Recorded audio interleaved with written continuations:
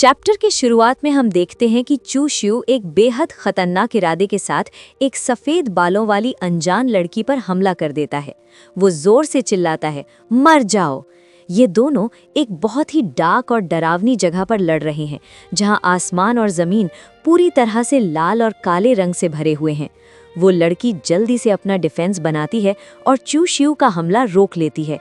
वो बहुत हैरान होती है और सोचती है, ये असंभव है। मेरे पास प्राइमोर्डियल सेक्रेड कॉन्स्टिट्यूशन की ऐसी महान ताकत है, फिर भी इसने मुझे इतनी आसानी से पीछे धकेल दिया। ये तो किसी भी तरह से मुमकिन ही नहीं है।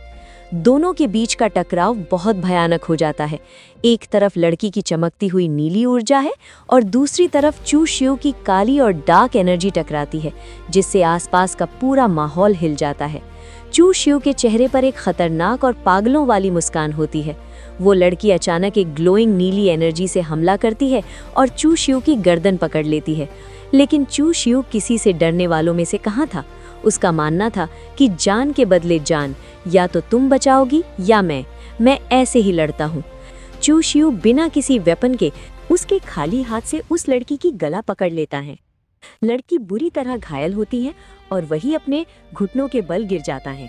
चू शियू ये देखकर काफी नाखुश होता है और बोलता है, तुम सच में मजाक कर रहे हो। मैंने स्वॉर्ड इंटेंट का यूज किया था, फिर भी तुम्हारी बॉडी ने उस झटके को ऐसे ही झेल लिया। उसके बाद अचानक से सीन बदलता है और सिस्टम पर एक नोटिफिकेशन आता है कि चू शियू ने 98th लेयर पास कर ली है। एक बहुत ही तेज और सुनहरी रोशनी वहां से निकलकर आसमान की तरफ जाती है। अब चू शियू ताई सू डिवाइन टावर के 98th फ्लोर पर खड़ा होता है। उसके चारों तरफ हवा में तैरते हुए अजीब और चमकते पत्थर या टैबलेट्स रखे हुए थे। वो आसपास देखता है और सोचता है कि क्या ये चाहता है कि मैं इनमें से कोई एक चुनूं। वो एक ग्लोइंग टैबलेट को चुनता है और कहता है, ये वाला। तुरंत उसके सामने सिस्टम नोटिस आता है, कृपया आधे दिन के अंदर इन स्वॉर्ड्समैनशिप टेक्निक्स को पढ़ें। आप जितना ज्यादा सीखेंगे, आपका स्कोर उतना ही ज्यादा होगा। चू शियू बिना वक्त बर्बाद किए वहीं जमीन पर ध्यान मुद्रा में बैठ जाता है। वो कहता है, सिस्टम, मेरे ब्रेक थ्रू पॉइंट्स का यूज करो और इन स्वॉर्ड्समैनशिप टेक्निक्स को स्टडी करो। अचानक उसके चारों तरफ काली और डार्क ऊर्जा का एक तूफान घूमने लगता है। सिस्टम तुरंत बताता है कि उसने सिर्फ कुछ ही पलों में 5 खतरनाक टेक्निक्स में मास्टरी हासिल कर ली है। चू शियू समझ जाता है कि इस बार उसकी जिंदगी अलग है। उसके पास अब प्राइमोर्डियल सेक्रेड कॉन्स्टिट्यूशन और हेवन किलिंग स्वॉर्ड इंटेंट जैसी दिव्य ताकतें हैं। वो एक बहुत ही बड़ी और भारी तलवार बाहर निकालता है। वो कहता है, एक भारी तलवार, सिर्फ एक भारी तलवार ही मुझे मेरी इन अजीम ताकतों का पूरी तरह से यूज करने देगी। और उसके बाद वो उस जायंट तलवार को पूरी ताकत से नीचे हवा में चलाता है। उस एक हमले से वहां एक बहुत ही विशाल पर्पल, काले और लाल रंग की बिजली का तूफान पैदा हो जाता है, जो किसी को भी भस्म कर सकता था। ये देखकर चू शियू जोर जोर से और पागलों की तरह हंसने लगता है। हा हा हा, मैं चू शियू हूँ। ये हमला इतना खतरनाक था कि कोई इससे बच ही नहीं सकता।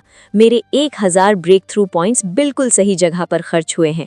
सिस्टम तक उसकी इस अजीब ताकत से चौंक जाता है और वार्निंग देता है कि उसने टेक्निक का पहला फॉर्म ठीक से नहीं किया है और वो खुद की जान भी खतरे में डाल सकता है।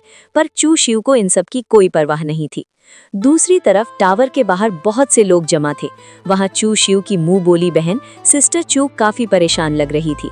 उसके पास खड़ा एक घमंडी आदमी की मिंग उसे नीचा दिखाने के अंदाज में कहता है, सिस्टर चू, क्या तुम्हें सच में लगता है कि चू शियू 80th फ्लोर पर जा पाएगा और तुम्हारी माँ के जहर को ठीक करने के लिए एम्परर सिल्वर सैंड ला पाएगा?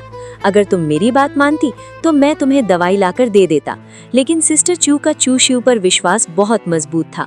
वो उसकी बात को इग्नोर करती है और सोचती है, भाई चू शियू बिल्कुल ठीक होंगे। और तभी वहां का लीडर बोर्ड चमकने लगता है। सब चौंक जाते हैं क्योंकि उस पर चू शियू का नाम सबसे ऊपर लिखा आ जाता है। उसने सबको पीछे छोड़कर 99th फ्लोर तक का सफर तय कर लिया था। टावर के भारी दरवाजे खुलते हैं और चू शियू अंधेरे से बाहर आता है। वो मुस्कुराते हुए कहता है, इंतजार कराने के लिए माफी चाहता हो। सिस्टर चू उसे सही सलामत और जीतते हुए देखकर बहुत खुश हो जाती है और कहती है, ब्रदर चू, तुम आखिरकार सही सलामत बाहर आ गए। वहां खड़े सभी लोग चू शियू की तरफ दौड़ पड़ते हैं। भीड़ में से एक आदमी चिल्लाता है, ब्रदर चू शियू तुम कमाल के हो, और एक लड़की शर्माते हुए उससे ऑटोग्राफ मांगने लगती है। लेकिन तभी आसमान से दो बेहद शक्तिशाली लोग नीचे आते हैं, एक बूढ़ा आदमी और एक बेहद खतरनाक लगने वाली लाल और काले कपड़ों में औरत। आसपास का माहौल बिल्कुल शांत हो जाता है। वो औरत चू शियू को गौर से देखती है और कहती है, चू शियू बुरा नहीं है, बिल्कुल बुरा नहीं। चू शियू होली मास्टर तुमसे मिलना चाहती हैं, हमारे साथ चलो। अगले ही सीन में हम देखते हैं कि चू शियू एक बहुत ही आलीशान और मैजिकल महल सू पैलेस के अंदर खड़ा है। उसके सामने एक ऊंचे थ्रोन पर एक बेहद खूबसूरत औरत बैठी होती है जो इस जगह की होली मास्टर होती है। वो आवाज लगाता है, युनशिया पीक का चू शियू हाजिर है। होली मास्टर उसे देखकर मुस्कुराती है और कहती है, मुझे खुशी है कि किसी शिष्य ने हमारे पूर्वजों की सारी हदों को पार कर दिया है। चू शियू तुम्हारा आज का प्रदर्शन बहुत शानदार था। यहाँ पर चू शियू एक शातिर मुस्कान के साथ नाटक करते हुए झूठी खांसी खांसता है और कहता है, योर हाइनेस, जैसा कि आपने देखा मैंने हमारी इस पवित्र जमीन के सारे रिकॉर्ड तोड़ दिए हैं, तो क्या मेरे लिए कोई इनाम है? चू शियू का चेहरा एकदम डीवियस हो जाता है और वो अपने मन में सोचता है, अगर मैं अभी इन सब चीजों का फायदा नहीं उठाऊंगा तो कब उठाऊंगा? के चू शियू की इस अचानक और लालची डिमांड से वहां खड़ी रेड ड्रेस वाली औरत बुरी तरह शॉक हो जाती है। अब देखना ये होगा कि होली मास्टर चू शियू की इस हिम्मत और अजीब मांग पर क्या जवाब देंगी। क्या उसे कोई बड़ा इनाम और शक्तियां मिलेंगी या फिर अपनी इस बदतमीजी के लिए उसे किसी भयानक सजा का सामना करना पड़ेगा? जानने के लिए देखिए अगला चैप्टर।